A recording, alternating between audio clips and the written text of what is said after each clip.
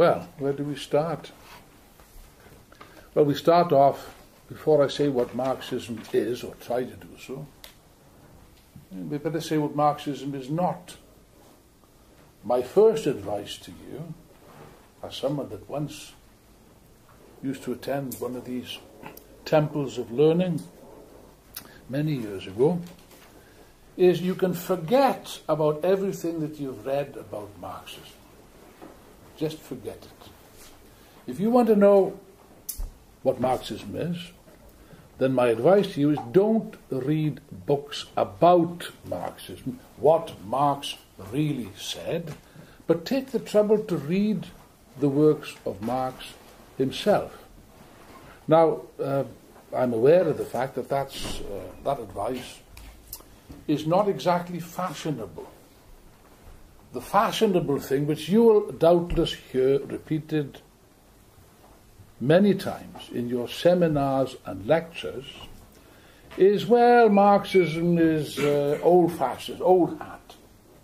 Why bother with ancient ideas 150 years ago? In fact, I remember when I was a student, the then leader of the Labour Party, a man called Harold Wilson, said the following, that we must not seek solutions in Highgate Cemetery.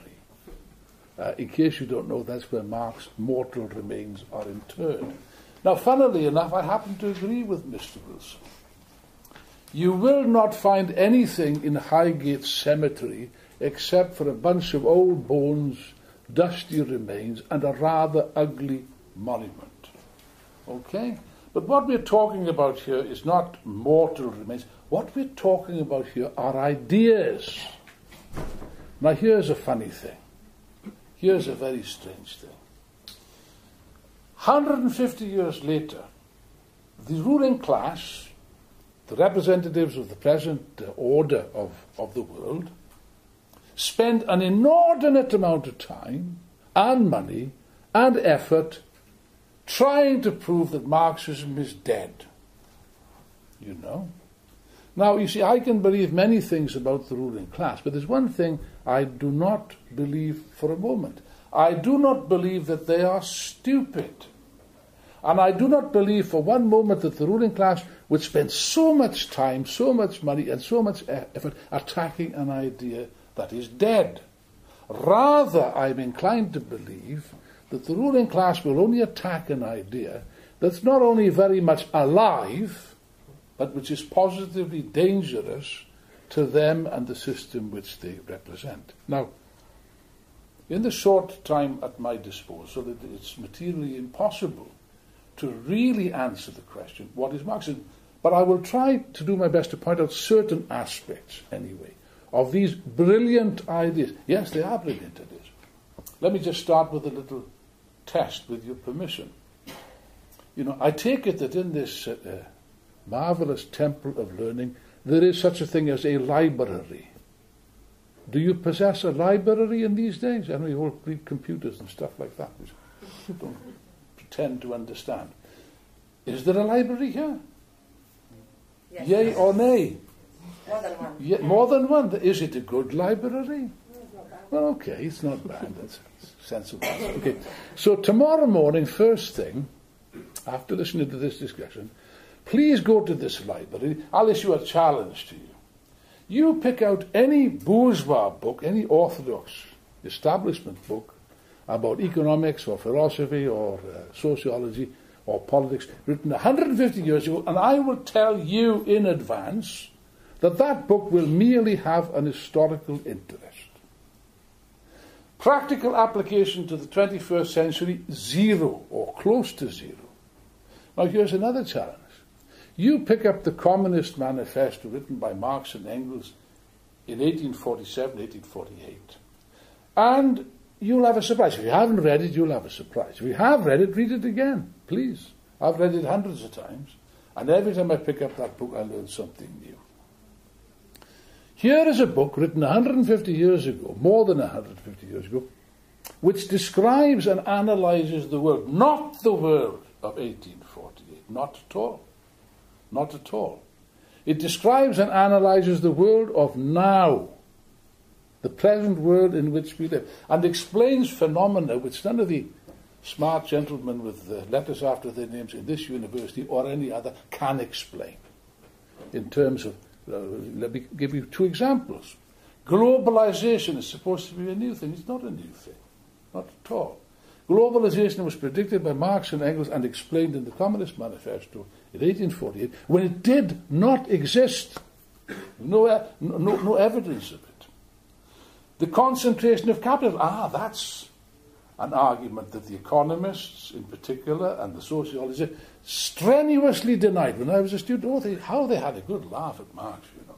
What do you mean, the concentration of capital? By which he meant an enormous concentration of power and wealth in a few hands, on the one hand, and on the other extreme, an accumulation of poverty, misery, and degradation. What nonsense! How they laughed at us. We're all middle class now. Did you know that? We're all middle class now. They still repeat this guff, this nonsense. The economists even put forward a slogan a few decades ago, anyway. Small is beautiful. Perhaps you heard that. By which they meant, not aesthetics, but small enterprises were the future. Not so, my friends. Not so. There's never been in history such a colossal concentration of power and wealth in a few hands than exists at the present time. In the States, the Occupy movement, they put forward a marvellous slogan. I wish I'd thought of it. I wasn't smart enough. We are the 99%. 1% control the economy of that. I'm speaking from, I think it's 65 individuals have more wealth in their hands than half of the human race, if my memory serves me correctly. An obscene concentration of power and wealth on the one hand, and on the other hand, a growing army of unemployed, of people who are desperate, miserable, on a poverty-stricken, dying of Ebola.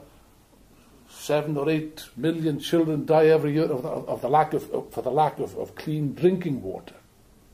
Now, I would defy anybody you see in this room to look at the facts of the world in which we live and seriously to say, no, capitalism works. Everything is fine and dandy, as the Tories would have us to believe. Well, not so. But you see, Marxism challenges this, and what I'm saying to you is, first of all, what I'm pointing out to you is the power of ideas. Marxism, to begin with, is a very powerful analytical tool. I would go so far as to say that without a thorough knowledge of Marxism and the methods of Marxism, it is impossible really to understand what is occurring on a world scale in the first part of the 21st century. Most people, they turn on the television screens and they despair. It seems that the whole world has gone mad. Well, there is a madness, of course there's a madness, but the madness is called capitalism in its phase of decline, which Marx explained. But to what I was about to say, Marxism, actually there are 3 fundamental elements of Marxism. There's a well-known book by Lenin, which I can recommend, called The 3 Sources and the 3 Component Parts of Marxism, which deals with this, which you might like to have a look at that. Marxism has got 3 elements. First of all, the first, and in my opinion the most fundamental element, is not politics, although I was very delighted to see that this meeting began not with a discussion of student affairs, but with a worker, a trade unionist, explaining to the students the need for the struggle for the advance of the working class against the bosses in order to defend and develop defend their living standards against the constant attacks which are taking place. And the need for students and workers to unite in, yes, I apologize if I offend anyone's sensibility, the class struggle. Because, yes, the class struggle is alive and well, as you'll see in the next few weeks with the strikes and demonstrations that will take place in Britain. Never mind about on a world scale. But you see, Marxism is more than that. Marxism isn't just politics. It covers a vast scope, a vast array of subjects. And actually, Marxism began as a philosophy. Although Marx himself, the young Marx, pointed out a very important... Any philosophers here? Anyone studying philosophy? Raise your hands. No, nobody will admit to it. I won't ask how many economists you got. They're a bit even less. Marx did say, philosophers have only interpreted the world in different ways. The point is, however, to change it. Never forget that. We don't have these discussions just to have an entertaining couple of hours. It's not an entertainment at all. It's a tool, and it's a revolutionary tool, a way, first of all, in order to change the world, one has to understand it. Marx and Engels started out as philosophers. So the first part is Marxist philosophy, which is known as dialectical materialism. I'll say a bit about it. There will be a case for having a special session on Marxist philosophy, incidentally. The second part is the application of that method to history. That's to say, to our own evolution, to our own history, our own social development, which is called historical materialism. And the third element, which I believe you dealt with at the last meeting, so I won't spend too much time on that, is Marxist economics, or the labour theory of value. I said that I'm going to say what Marxism is not. They talk such a lot of nonsense. I just sometimes tear my hair when I hear the stuff that they talk about. Oh yes, Marx, he was the man that reduced everything to economics. You heard that? Marxism reduced everything to economics. What a load of absolute nonsense. How is it possible to reduce everything to economics? It's not possible.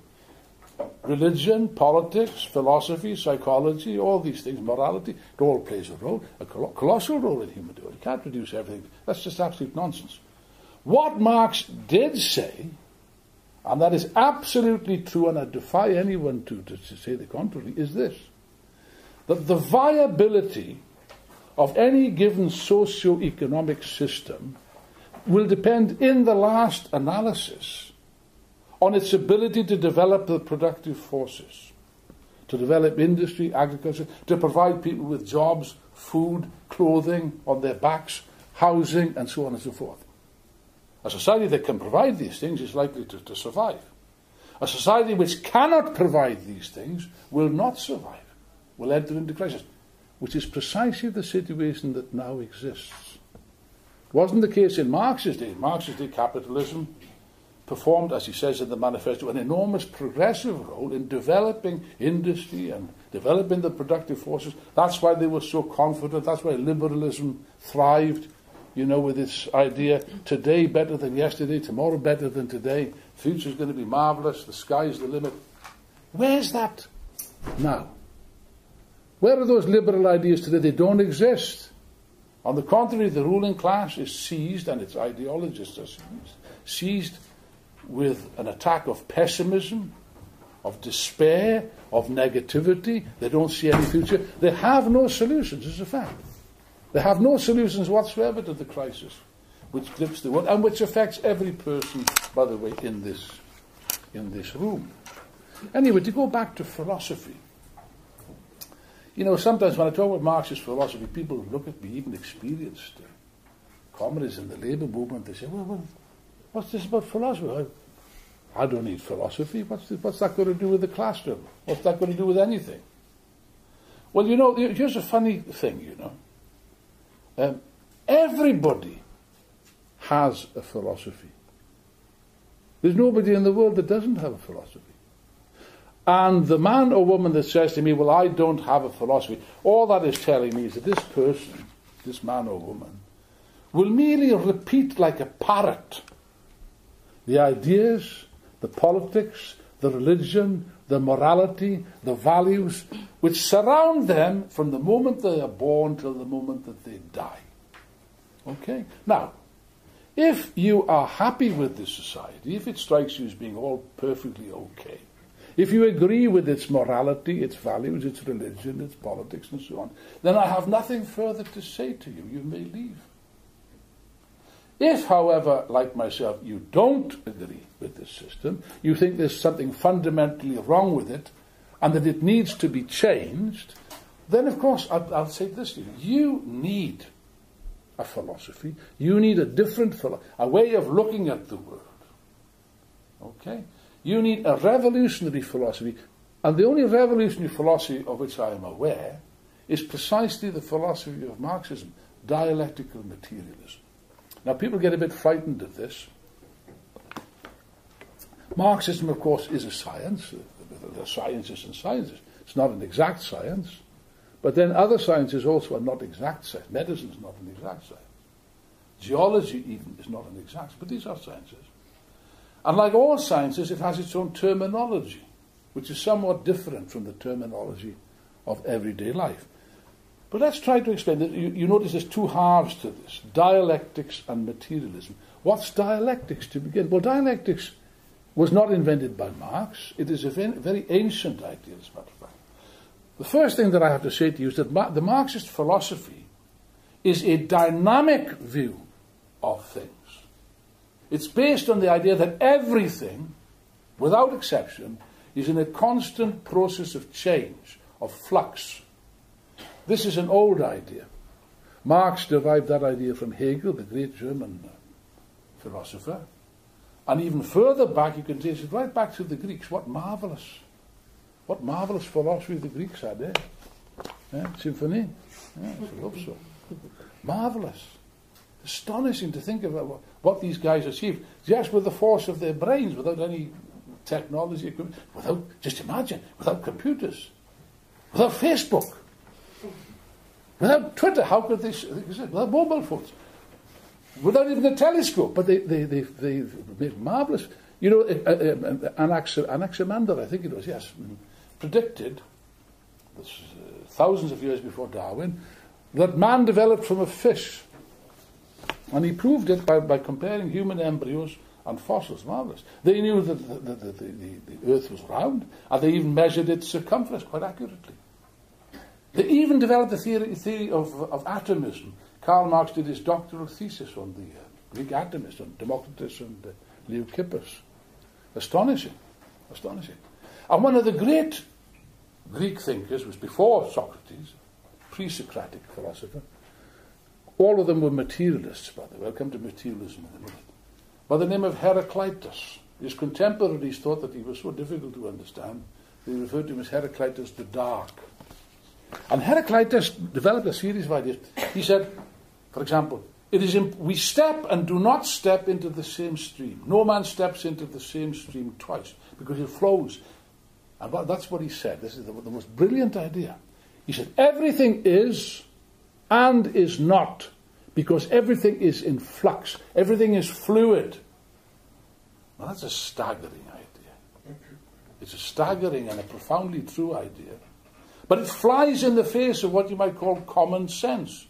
What do you mean? Everything is fluid. Everything is not fluid. I'm not fluid. Look at this table. It's solid. Look at there's an English proverb.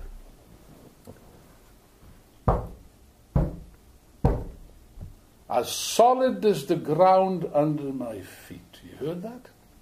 As solid as the ground under my feet. Yes, but there's only one problem with that. You see, the ground under our feet is not solid, not at all. Not at all. The continents are moving. India was an island that crashed into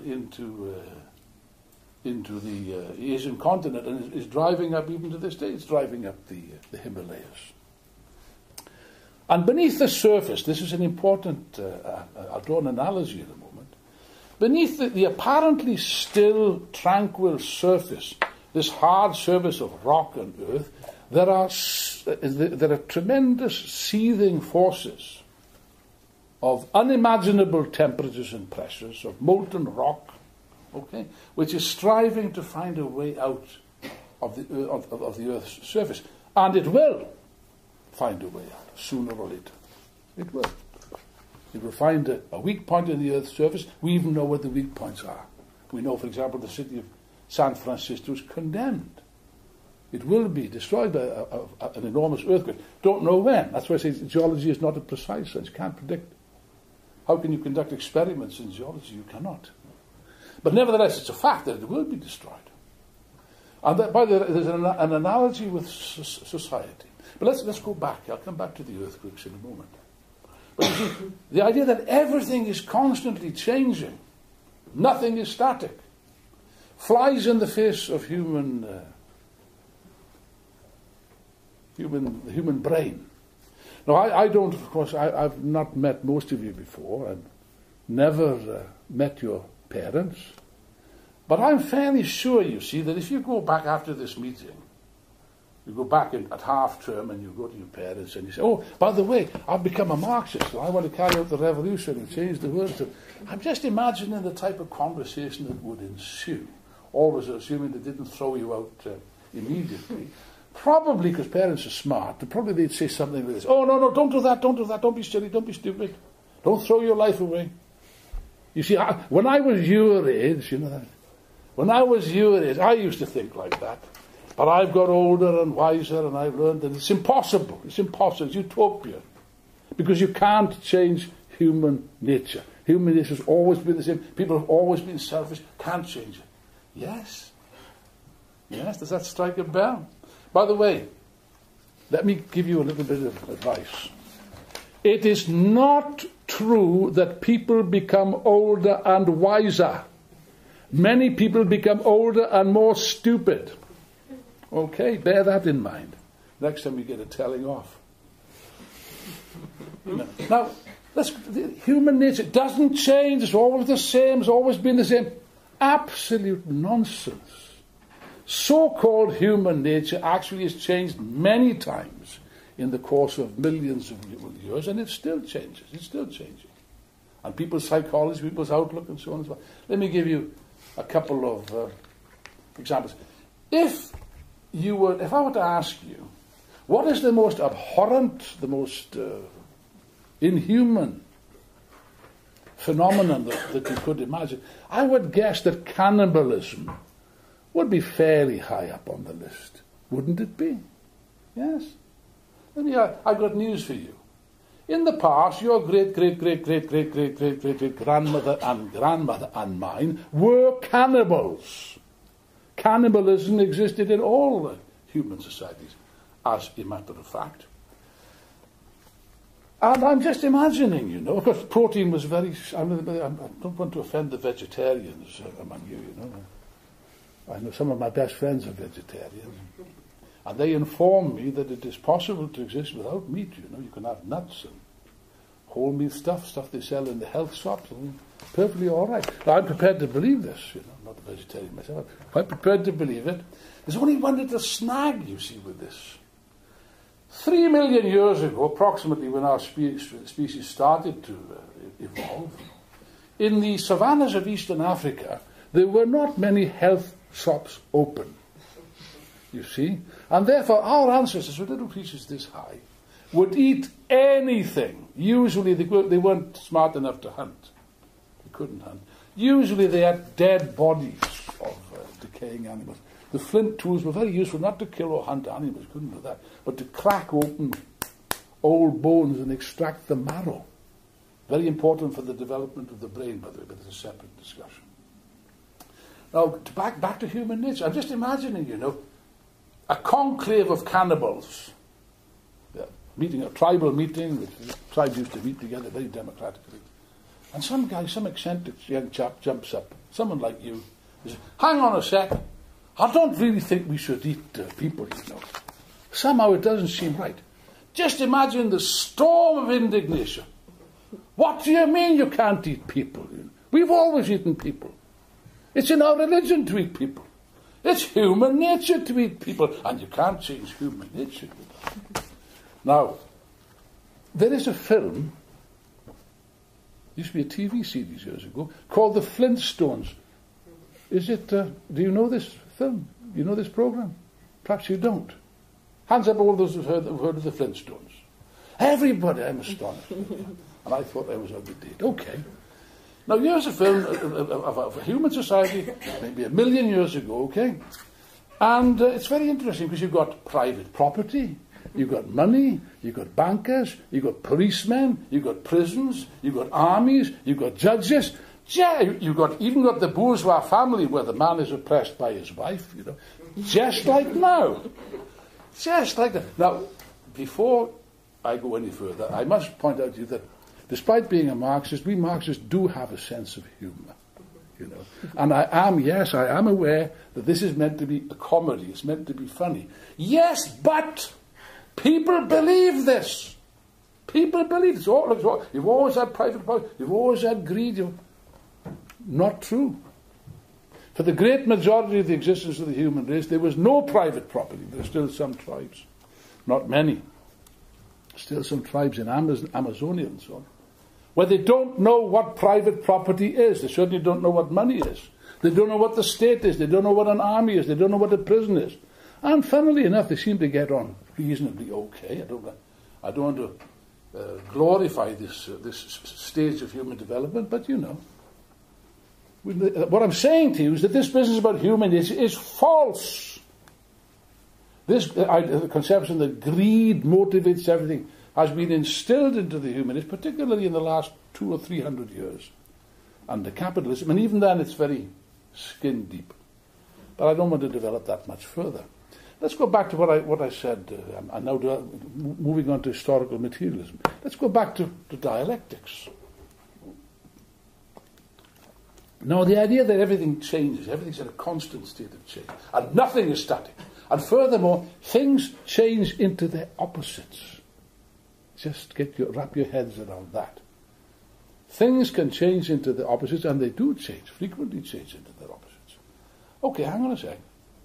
You might say, well, you know, people normally, educated people at least nowadays, can accept, for example, nowadays, most educated people will accept the theory of evolution, yes, of Charles, that the species are not static, that species can change one into another, that new species evolve and so on, that our ancestors have been proven now by the Human Genome Project, which shows, and this is the final answer to all the religious nonsense, that God created the heaven and the earth and created a man that was, poor chap, he was quite happy, you know, in the Garden of Eden. He didn't want for anything, he was okay. And then one night this God fella, for some reason, best known to himself, takes a rib out of this guy, without an understanding, without asking his permission, and creates a woman. And all the problems start. If you believe the Bible, it's true. All the problems start from Eve giving Adam this apple, which he was foolish enough to accept. Never accept apples from strange women, guy. You'll come off badly, you know. And God was very offended at it. He was very mightily annoyed at it. I don't know why. I never worked out why he was annoyed, but he was annoyed anyway. And he kicked them out. And then they had a rough time ever since. That's one possible explanation of human history, which many people accept. To go back to what I was saying, most educated people nowadays would accept evolution. Now, the human genome shows, by the way, that we share our genes with fruit flies and creatures much more primitive than fruit flies. We share about 200 genes, I think, with bacteria, and even creatures more ancient than bacteria. That presents us with a map of where we've come from. Okay? That's materialism, if you like. Yes, but you see, people, when I say most educated people except Darwin, not everyone though. In the United States, there's a big campaign of millions, used to call themselves creationists, now they call themselves, what do they call? Intelligent design. Intelligent design, that's a laugh. I mean, good God, why did God invent things like pubic lice and Ebola, for goodness sake? You think you'd have better things to do with this time, you know? In fact, one medieval Spanish monarch, I think it was Sancho el Sabio, I think Sancho the Wise, actually said, had I been present when the Almighty created the world, I could have given him some good advice. Intelligent design. We leave that to one side. What I'm saying to you is that it is astonishing. That's a dialectical contradiction. In the 21st century, millions of American citizens, including educated people, university students, lecturers, doctors, scientists even, support this nonsense. And they don't want Darwin to be taught in the schools. They want this, or at least they want the first chapter of Genesis to be taught in the schools on an equal level to Darwin's thesis. I mean, that tells you a lot about American culture and the crisis of capitalist culture in the 21st century. But to go back to what I was saying, everyone accepts, most educated people, accepts the idea of change and evolution. Yes, they accept it, but they don't understand it. Most people do not understand evolution, for the simple reason Charles Darwin didn't understand evolution either. You know, he envisages evolution as being a slow, gradual change, uninterrupted by any sudden altercations, you know. So the line of evolution is supposed to be like that. You know, that's wrong. Darwin himself suspected that there was something wrong. He knew there was something wrong. There was something which puzzled him, which he couldn't sleep at night to the end of his days, worrying about this. It's a phenomenon which is well known to geologists called the Cambrian explosion, a very important event, because it's the transition from the simplest forms of single-celled life in the oceans to complex, multi-celled animals. And this did not happen gradually. Okay? It happened suddenly. That's why it's called the Cambrian explosion. He couldn't understand this, but in any case, he didn't know the mechanisms were involved. It was up to a modern scientist, an American paleontologist, a famous man called Stephen Jay Gould. He died about 10 years ago, unfortunately. Brilliant man. Okay? Who, by the way, was an admirer of Marx and Engels' contribution to science. He actually wrote in one of his essays, he said, I wish that scientists had paid attention to what Engels, of course, was Marx's collaborator. I wish that scientists had paid attention to what Engels wrote 100 years ago about human origins, because we'd have saved ourselves 100 years of mistakes. I can elaborate on that if you wish, but there isn't time. And it was Stephen Jay Gould who developed a new idea about 30 years ago called punctuated equilibria, which shows that the line of evolution is not a straight line like that, it's like this. Long periods of what he called stasis, very slow accumulations of change, almost imperceptible, suddenly are interrupted by catastrophes, like which are characterized by the extinction of some species and the emergence of other species, e.g. the dinosaurs is the most famous one, not the most important one. So that history knows, evolution knows, both long periods of slow change, evolutionary change, and also revolutions. Now, you see, Hegel understood this, and Marx understood this, where they explained the theory of the transformation of quantity into quality.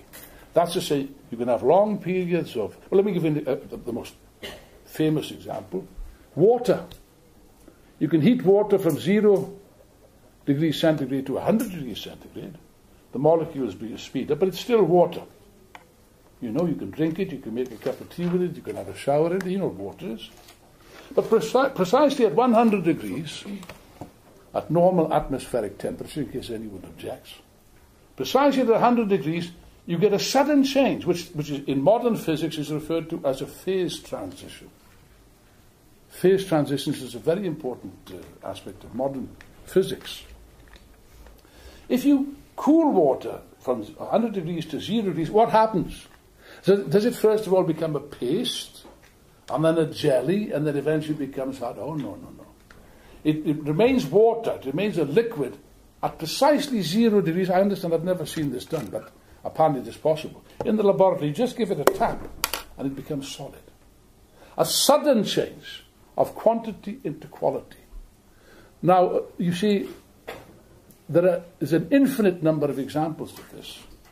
It's been developed lately by I don't know, is that MI5? Tell me the other door. I'm not speaking loud enough. Sorry, mate. That's all right. Welcome. There's an infinite number of examples of this. Now, I must confess to you that when I was your age, how I used to hate people using that expression. When I was your age, I thought that dialectics was correct, but I never thought that it could be proven scientifically, mathematically, and expressed as a mathematical equation. Let me tell you something, it has been. It has been. Through the development of chaos theory in the last 20 or 30 years, and the derivatives of chaos theory, it's been demonstrated. For example, there's the theory of ubiquity. There's a book which I recommend by an American, not a Marxist, An American scientist called Mark Buchanan, maybe out of print, you might get it on the internet. It's called ubiquity. What does ubiquity mean? Anyone know Latin here? They don't teach Latin anymore. What's ubique mean in Latin? You don't know? No Latin scholars, no classical. Everywhere. Correct. Go to the top of the class. Ubique means everywhere. Ubiquity means everywhere.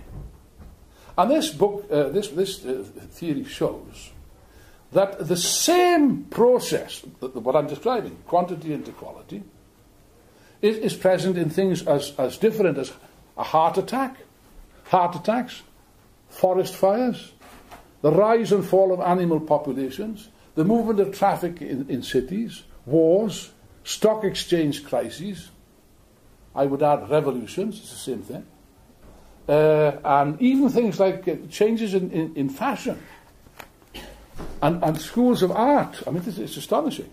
Can be expressed as what is known as a power law, which is a type of equation. Now, I'm very poor at maths, so I wouldn't like to go into the details, but this is so. In other words, what we're describing is that, why am I saying this to you? Let's go back to this earthquake analogy.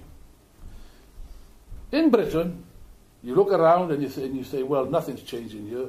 It's hopeless.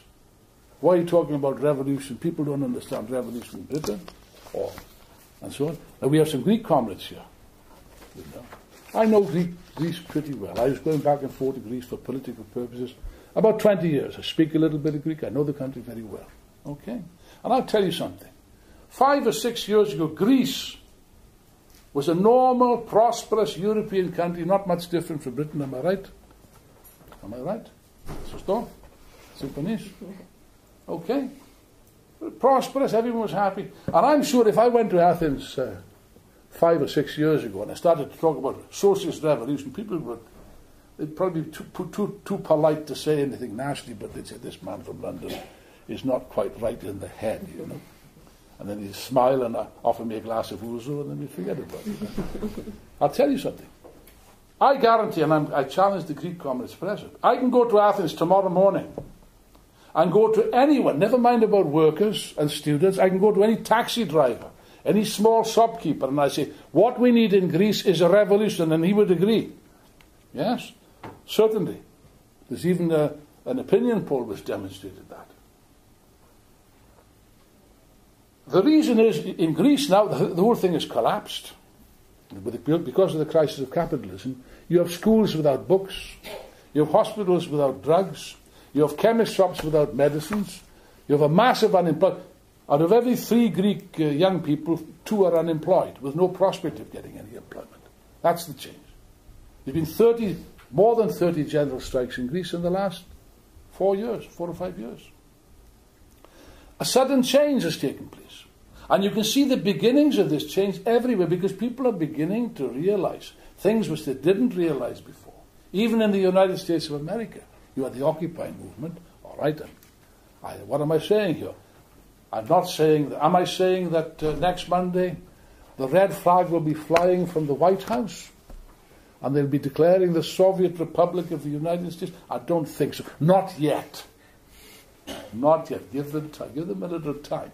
What I am saying is that there is, I was in the States last year, I'm telling you, there is a change taking place. There is a questioning of this society, of capitalism, of the bankers and so on, and all that, which was not there before. Okay? And that's everywhere the same. You see the beginnings of revolutionary movements. In Tunisia, in Egypt, although that's not resolved. But certainly it's an astonishing state. Well, last year, 18 months ago, 17 million people hit the streets of Egypt and overthrew the Morsi government. Good God, there weren't 17 million in the streets in Russia in 1917. In Greece, you've had these colossal. In Spain, you've had the colossal movements. The development of Podemos is a very important. Even what happened in Scotland, I don't believe that vote was a nationalist vote. I don't believe it. Some people would have been affected by that. But basically, it's a reflection of a profound discontent with the existing state of affairs. With the unemployment, with the poverty, with the bankers' bonuses, and above all with this political elite who don't express in any sense, shape or form the anger which exists. Let's go back to the geology. beneath the surface, and let's use a social analogy, beneath the surface of apparent calm, yes, things were calm in Scotland not long ago, were they not? They were so complacent, these gentlemen in Westminster.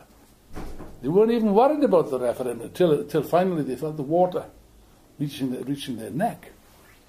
And what occurred? They still can't understand what happened in Scotland. Everything was calm, everything was peaceful, everyone supported the union. Yeah, what happened is this. Beneath the surface, and that goes for everywhere. It goes for Britain, it goes for Wales, it goes for England, it goes for France, it goes for any country. Look at Hong Kong now. Isn't that a sudden development? Everything was calm and peaceful in Hong Kong not long ago, was it not? A revolution in Hong Kong? What are you talking about? The centre of the world's banking fraternity, prosperity, order, peace? Yes. I repeat, dialectics teaches us things change into their opposite. Okay? And this is the same thing with the geology, with an earthquake. Beneath the surface of apparent tranquility and calm and order and stability, there's a seething discontent. You better believe it. I think people know this, maybe. There's a seething discontent. Anger, rage, a feeling of injustice, of indignation. Okay? And above all, of frustration. Why? Because there's no particular large party, anyway, or even trade union, unfortunately, which is adequately reflecting this. That explains what occurred in Scotland. There's no mystery to me. And that is going to occur again and again and again. But you see, there's something missing, and I'll finish on this. There's something missing. What's missing? What was missing in Egypt 18 months ago? Power was in the hands of the people. Power was lying in the streets. Army could do nothing. 17 million people. Something was missing. And that something was the necessary organization and party and leadership. That's what was missing. What was present in Russia in 1917 was absent. And that's a constant feature now. And therefore our task as Marxists, I would argue, is to begin to create this phenomenon. To begin to create the necessary organization, alternatives, with clear ideas, and explain this to people, starting with the students. The young people are very open to these ideas. Also the advanced workers are very open, as you'll find. But we need to get organized. That's the trouble, isn't it? Our enemies are organized. And how? With the might of the state, the press, the television, the church, the universities. It's all part of the establishment. They're very well organized, okay? To defend the status quo. Our problem is that we are not organized, or not organized sufficiently. And I'll just finish on this striking idea. What are we aiming at? What is our aim? Well, it's a very modest aim. We're not extremists. It's a very modest aim. We only want to turn the world upside down, that's all. And you look around the room and say, yes, but there's so few of us. So few of us. Let me tell you something. Every revolutionary movement in history always started with small numbers. How could it be otherwise? Always started as a small minority. Jesus Christ started with 12. And one of those was no good. You know. But that didn't stop them from shaking the Roman Empire to the roots. And therefore what I'll say is this, that for many years, it's true that we've been isolated, we've been thrown back. That's true. That we've been in a minority fighting against the stream. Okay? It's been very difficult. But now I think that the tide of history is turning. It is not true that capitalism has always existed. It's not true. Capitalism has only existed for the last 200 or 300 years, as a matter of fact. Prior to that there was feudalism, which rose and fell. Prior to that there was slave society, which rose and fell. You know, societies are like human beings. They are born, they develop, they thrive, then they reach a point where they can't develop the means of production any further, and they enter into decline. And at that stage, what is necessary, what we are seeing now, I'll finish on this, what we're seeing, all these horrors, because there are horrors. Lenin said, capitalism is horror without end. Just look at the world you live in. Anywhere you care to look. Horror without... 5 million people were slaughtered in the Congo. They don't even talk about that. They don't even talk about it. It didn't make the headlines. Horror without end. Ebola, all that. Quite unnecessary. They could solve the Ebola like that. if they put the necessary resources, which exist. I'm not talking about utopia, my friends. All the objective, scientific, economic means exist already for transforming society. The problem is, not that we don't technically, that we can't solve these problems, but that everything in this system is subordinate to one thing alone, and that's the profits of a really tiny group of families and individuals. That is what has got to be solved. That has got to be dealt with. And I believe that more and more people understand this. With our assistance, with your assistance, we can make them understand a lot faster. But the prior condition is to organize. Let me just finish with one idea. The working class, which is supposed not to exist. I spoke at a meeting in Quebec, at Quebec University, speaking bad French a couple of years ago. And there's so many clever dicks in the university. He said, the working class doesn't exist anymore. And there was a worker in the audience, a communist guy, stood up and said, he said, I'm fed up of coming to meetings and being told by people like you that I don't exist. Okay? And I said, well, look, the light is on. Why is the light working? You think, is it an act of God? You know. Think about it. In any society, in Britain or whatever, any other country, not a wheel turns, not a telephone rings, not a light bulb shines without the kind permission of the working class. Think about it. That's a colossal power. The trouble is the workers have this power, they don't know that they have this power. That's the trouble. And therefore this has got to be explained. One final natural analogy. You see, steam is also a power.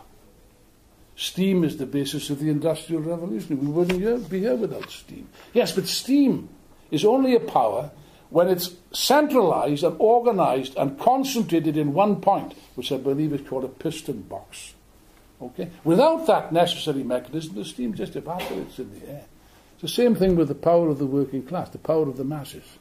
It can only be a real power when it is organized properly for the changing of society. And therefore our task is that. First of all, you've got to get organized. We've got to get organized.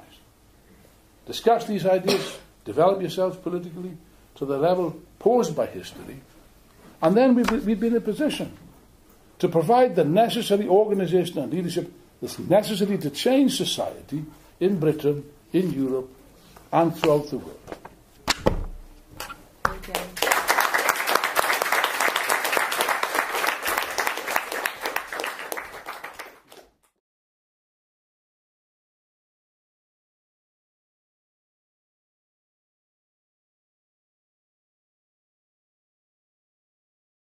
Was correct. Why hasn't there been a revolution so far? By the way, Marx and Engels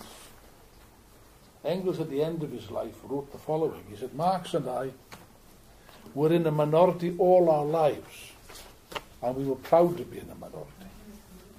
The bottom line is, think about this carefully, the bottom line is, do we or do we not accept this monstrosity of capitalism? Do we accept that this society and the world is or not? If you accept, well, that's okay, there's nothing to talk about. If you don't accept, you have a bounden duty to fight against the system. But in order to fight, you've got to fight effectively. That means you've got to organize and understand what you're doing. Why hasn't it taken place so far? It's a good question that Jake asked. I would say fundamentally, you have to find the answer to that question in the objective conditions of society. Fact of the matter is, since I was involved, since 1960, everything that we said didn't appear to make sense as far as ordinary people, even working people were concerned. Capitalism was delivering the goods. Let me give you a case in point. When I left school, in the early 1960s, there was no unemployment in Great Britain. None. The only time that someone was out of work was when you're changing jobs. You leave university and you could choose the jobs. By the way, I'm from a poor working class family. Okay? I didn't pay anything to go to university. I got paid a living wage. What's the position now? Now we have a position where most working class families can't afford to send their children to university. That avenue is being blocked. And everywhere, all of the conditions. And by the way, all these marvellous reforms, none of them were ever given to the working class. They had to be fought for every inch of the way. Even democracy had to be fought for every inch of the way. Votes for women, women's rights. Everything had to be fought for. Now they're trying to take everything back. That, by the way, is a finished recipe for class struggle everywhere. But the long and short of it, to answer Jake's question, is we were in a minority always because our ideas didn't seem to fit with reality, where things were not too bad. Workers, let's face fact, nobody wants revolutions and barricades and fighting in the streets. Who want? You've got to be crazy. If there can be an alternative way out, people will take it, even if it means working overtime, killing yourselves, working, taking out credit, whatever. But all of those avenues are blocked. There is no overtime. There is no work. The banks collapsed in 2008. And all the idea of credit, and so that's finished. There's no question of credit now. You just try it. There's no credit now. And therefore, the only alternative, I would say, is to fight. And therefore, you've got to fight consciously. That's what I'm saying. Now, what are we saying? What are we aiming for? We're not just nihilists. We're not just saying destroy it. On the contrary. Look, I take my cap off to the capitalist system. I'm very grateful to the capitalist system. They've done miracles. They built modern industry, modern agriculture. Yes, but they're like the sorcerer's apprentice. They built all these things and they can't use them. The tragedy, the dilemma of the 21st century is we have in our hands all the technological means to build a better... For example, why is it that 8 million people, children mainly, die every year from diarrhea? Because they have no access to clean water. Don't tell me that there's not the technical means to solve this problem. Even Ebola could be solved like that. The means are there. All the technological means are there. The wonders of science. You could put a man on the moon. They're talking about putting a man on Mars. Not a bad idea. They should start with Cameron and Clegg. And perhaps they can find room for Miliband as well. We have all the means. And yet on Earth people live, millions of people live in poverty. Not just in Africa and in the Middle East and so on, but in our own country. People living in the streets, people without houses, and so on and so forth. And therefore, what I'm saying is that the solution is not utopian, it's possible. And somebody mentioned this. I think it was you mentioned it. I'm not very bright about things like that, but I'm always surprised. Whenever I go to, you mentioned Tesco, I'm a Tesco person myself. They're in a hell of a mess now. Never mind. I'm astonished. You got this supermarket, and they know exactly how many loaves of bread are required, how much milk, how much meat, and so on, for the whole area. They plan it. There's no anarchy there. There's no chaos there. Inside, it's perfectly planned. Now, if that can be done within a supermarket, why can the same thing not be done in the whole of society? Is it beyond our intelligence? Is the human race so stupid that we can't own and control the means of production, such that there's no unemployment and everyone can be put to work, and therefore the means of developing society can be developed, instead of cutting back, as they are doing at the moment? I say no. I say it's perfectly feasible. And by the way, it must be democratic. Socialism must be democratic. It's capitalism that's not democratic. Where's the democracy? You can vote for who the hell you like. You vote for the same in Portugal. That's why people are skeptical. Vote for whoever you like. Who decides? I'll tell you, who decides is the unelected boards of directors, tiny handfuls of people of the banks. You see, let me prove the point. Why are there so many cuts? Austerity, they talk about austerity for the foreseeable future, for the next 20 years. Why? There's no money, my friends. Cameron comes in. My heart bleeds for you, I'm so sorry.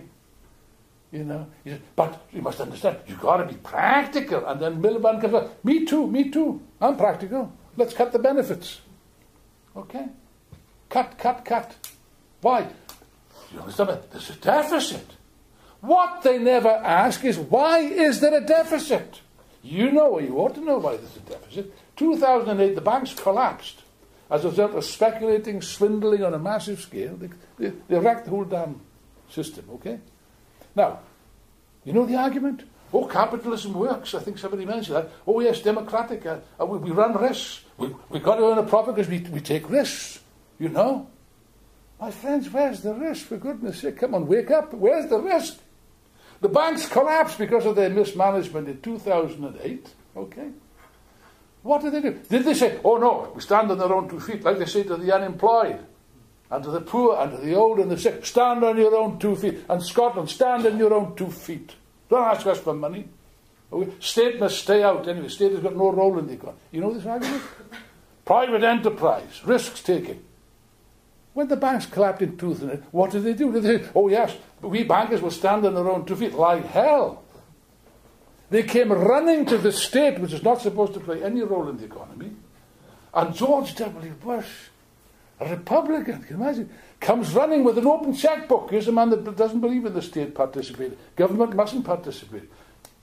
Open. How much you want, guys? $1 billion, take $1 billion. 10 billion, take $1 trillion. And they say, and Gordon Brown, the so-called Labour man, Gordon Brown did the same thing in Britain. They handed over billions to the bankers for the privilege of wrecking the world's financial system. Oh, that is why there's a deficit. There's only one slight problem, you see. Oh, we saved the whole situation. Yes, you saved the bloody banks. That's what you saved. Okay. Now then, only one little problem. Can you not see there's a little problem here? No? Let me spell it out. The state has not got any money. The state has not got a bean. Okay. So then all they did in the last 5 or 6 years is to transfer what was a colossal black hole in the banks, into the private banks, into a colossal black hole of the public finances. They then turn around and say, oh, my friends, I'm very sorry, you know, no money for pensions, no money for universities, students got to pay their way, we've all got to suffer, we've all got to... Yeah, all of us, really, all of us. Yeah, I didn't see any bankers suffering lately. I didn't see them being put in jail or put on trial for their crimes, because it was a crime. I didn't even see them get sacked. On the contrary, they're laughing all the way to the back, except that they haven't got far to walk, have they? You know. I mean, what my friend was going, I'm so delighted to see a fellow Swansea man. We'll see you in the pub afterwards. I'm so I'll buy you a pint, there you are. From Brynhafrid and all that terrible. Now then, what was I talking? You interrupted me, no? As Chris correctly said, it's not, once you explain this in clear, simple language, it's not difficult. People are not so stupid. People can see, and people are outraged by this. They're outraged by it. And this indignation is not being reflected by anybody in any of the existence. That's why people, the same in Portugal, that's why people are. In Portugal, there's been austerity cuts after brutal, worse than in Britain, much worse than Britain. Cuts after cuts. They were all responsible. The socialists were responsible. The right wing was responsible. Brussels has dictated. What's the result in Portugal? You got ruled by the Germans. That's right. You got the yes, and the agents in Lisbon. But you've got the bigger. You've still got a huge deficit. Same in Ireland. Same everything. Nothing's been solved, and therefore it's like Robin Hood in reverse, isn't it? You know? Robin Hood used to rob the rich to give to the poor. Now they're robbing the poor to give to the rich. Now, I don't think this is right. You know, you will excuse me. Okay? But what's to be done about it? Now, some people despair and they say, no, I can understand the skepticism, not only in Portugal, this colossal skepticism in Britain. In Scotland, I still don't think that was really a nationalist movement. It was an expression of this same indignation. We're fed up with these posh guys in London telling us what to do with their posh accent, which was with the same effect, same response, the same effect as a dentist drill. It's a horrible bloody accent anyway. You know. And most people are fuming about this, but nobody's expressing this. The Salmon and the Nationalists were quite smart, and they played the left image. They're not left-wing, this is a capitalist party. If he'd have been elected, the Scottish people would have had a rude awakening the very next day. But he played the card. People are fed up, and that's generally the case. It's not, I agree with Chris, it's not difficult, my friends. But we have to attach to do this. Now, skepticism, well, I can understand skepticism, but it doesn't lead anywhere, you see. So one is skeptical, so what conclusion are you supposed to draw from that? Go back to bed. Let me tell you something. I've come across this in many meetings. I've come to someone says, "Oh no, what you say is all very interesting, but I don't believe in politics and so on." Well, you know, you might not be interested in politics. I'm not referring to what was your name, Marian? Rita. There we are. You know, my wife is related to Amalia Rodriguez. Really? Yes, really. There we are. See? Wow. Wow. Yeah, she was. Anyway, that's not bad. But anyway, so what am I talking about now? Skepticism. Pardon? Skepticism. I'm not interested in politics. My answer is very simple. My friend, you may not be interested in politics, but politics is interested in you. You think you can escape from politics? Just you try it. Run to your house, lock the door, lock the windows, hide under the bed, put the blanket over your head, and I'll tell you, politics one day will come to your house and knock on the door, usually in a very inconvenient hour. You can't escape from this, and therefore the question is either you will fight or they'll trample all over you. You know what you people are? Shall I tell you? You're the best qualified unemployed people in the history of Britain. That's how things are. And therefore, it's a very clear alternative that one faces. Either you fight this system, or else they will trample all over you, and you will deserve it. Let me spell it bluntly. So the question is, fight, yes, but how do you fight? You must fight properly, adequately. First of all, with the adequate ideas, which I maintain are the ideas of Marxism. Secondly, you definitely have to organize. We have to get organized. Now, are there dangers in this? Well, there's dangers, you know, if you cross the road. There's dangers if you get up in the morning. There was an old song years ago, "Oh, it's nice to get up in the morning, but it's safer to stay in bed." I suppose it's true. No. Of course, there's risks in everything. There's risks, of course, you might be defeated, this might happen, that might happen. But one thing is certain, you don't know that. You don't know the outcome of a struggle until you enter into it. One thing you can be sure of, if you don't fight, then, of course, the outlook is grim. Extremely grim. And the alternative is, it would be so easy, you see. What we're saying is that people, not bureaucrats, as Ben said, we're not advocating what they had in the Soviet Union, although the Russian Revolution was a very great emancipatory movement, but it became isolated under conditions of backwardness and degenerated along bureaucratic lines. We don't advocate that. What failed in the Soviet Union was not socialism in any sense that Marx or Lenin would have understood, but in any event, what failed was a bureaucratic and totalitarian caricature of socialism. That certainly failed, and it deserved to fail. But what we're saying is the opposite. Socialism must be democratic. What we're saying is that the people themselves, the workers themselves, can run industry better than the capitalists. I've got plenty of proof of this. I participated for some years in Venezuela, in the Venezuelan Revolution. I've seen workers' control working. Working people are are not stupid, actually. They're quite equipped to run industry. With the assistance, of course, of people who are, somebody asked, well, will it be intellectuals? Will it be people? Well, put it this way. Marx said, the emancipation of the working class is the task of the working class itself, and I believe that. I've got every confidence in our class. However, does that mean to say that students or intellectuals are not welcome, have no role to play? On the contrary, they can have a very big role to play, on condition that they are modest and not arrogant, as unfortunately some students have come across tending to be a bit arrogant, which is wrong. I'll give you a case in point. I was speaking to a meeting of workers' control. Workers had taken over a factory in Venezuela, and I was explaining these things. They agreed that they were quite capable of running the factory themselves. And there was a guy standing by the door. He seemed very timid and so on. I said, come in, don't stand there. Come in. It turns out he was a manager. He said, but I'm a manager. It doesn't matter, come in. We could deal with this. We need skilled managers and so on, and engineers. You can play a role. Of course, and under the control of the workers, that's the point. But your expertise is very welcome, and you did participate. You see, we should use all the expertise of society in order to run society in the interest of the majority, not of the minority. Is this utopian? I don't see it. Why on earth should it be utopian? There's nothing utopian about it. Is there a danger that there might be some degeneration like in Russia? Well, there's always a risk. But you know, Lenin had the answer to that. He put forward the following program, you know. for the first day after the Socialist Revolution. And the program was this: free and democratic elections to all the positions in the Soviet state, with right of recall. That's to say, I elect you to represent me. You don't do what you promised, you're out. With the least possible formality. Right of recall doesn't exist. I wish the question would right of recall in Britain. Secondly, no official must receive a higher wage than a skilled worker. That's an anti-bureaucratic thing. Thirdly, no standing army or police force but the armed people, workers' militia.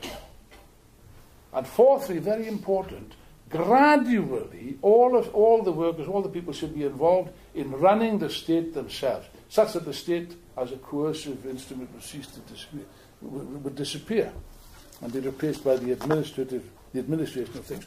Now that wasn't possible in Russia because of the extreme backwardness, terrible conditions of poverty and backwardness. 6 million people starved to death in Russia in 1920. That's no basis for socialism. Socialism must have a certain base in the development of culture, economy, and so on and so forth. Anyway, that's what I believe in. Nationalism, by the way, cannibalism, nobody questions that seriously. You speak to any anthropologist. I'm in archaeology. Well, you will find plenty of evidence in archaeology of people that have been butchered and so on. But why not? It's logical. There wasn't much meat around. Oh no, I know. I'm sure that's true in a lot of old societies. Yes. I was just wondering where you got the statistic that, or where you got the information that all societies. Well, as I say, it's not. I feel like that's kind of it. Have you looked at every single society in the universe? Well, I must confess that I've not looked at every society in the world. Can I just get back far enough? I mean, there were times where when things got desperate. Well, people were. But anyway, we can discuss. You ask your professor and see what he says. I think he'll agree with what I say. From a philosophical standpoint, I feel like it's kind of hard for us to make such a concrete statement about the past. Well, like I say, it is generally accepted. Ask your professor, see what he says. Come back to me. I'd be interested in his comments. But in any case, to come back to what I was saying, we're not advocating cannibalism. Oh, yeah, cannibalism is just, this is cannibalism we're living under. Now, so what was I saying? So that this is to me it's a simple question. Either you accept this barbarous cannibalism, that's what it is, or you fight against it. It's very simple. There is no other option except passivity, and passivity and apathy leads nowhere. Except for the prolongation. That's what they want. They want people to be apathetic and passive. But I believe that it is possible to reach people now and to explain these ideas. I'm afraid I've run out of time. Einstein says that time is relative. It's not my experience. Time is definitely absolute as far as we are concerned. So where does this leave us? Well, this is the beginning of a discussion. I've only just kind of skated over the basis of Marxism. We must deepen. I would advise you to read as much as you can, discuss, read critically. But I think at the end of the day, what you will find, or put it this way, you will not find any better explanation or superior program of action to what is put forward by Marxism. And that is surely something that's worth developing and fighting for, and convincing other people. I mean, this room, how many does it hold? There's about 50, I suppose, in total. Yes, but if all of you carry this message to other people, to your friends and fellow students, build the Marxist Society, build the Marxist Federation, well, that's an important start. Yes, and, above all, link the student movement to the working class, which is the only class that could really change society. If you do that, look, finally, I'm not promising anything easy here. You know, anything that's worthwhile in life tends to be difficult. There are no easy options. What I'm promising you is a hard fight. But if you don't conduct this fight, then of course the outlook for the human race will be quite serious, quite grim as a matter of fact. I don't believe that for a moment. I've got every confidence in humanity, in the future of humanity, the future of the working class, and the future of the youth, the young Marxists, who are destined to play a very important role in the struggle, which now begins to unfold.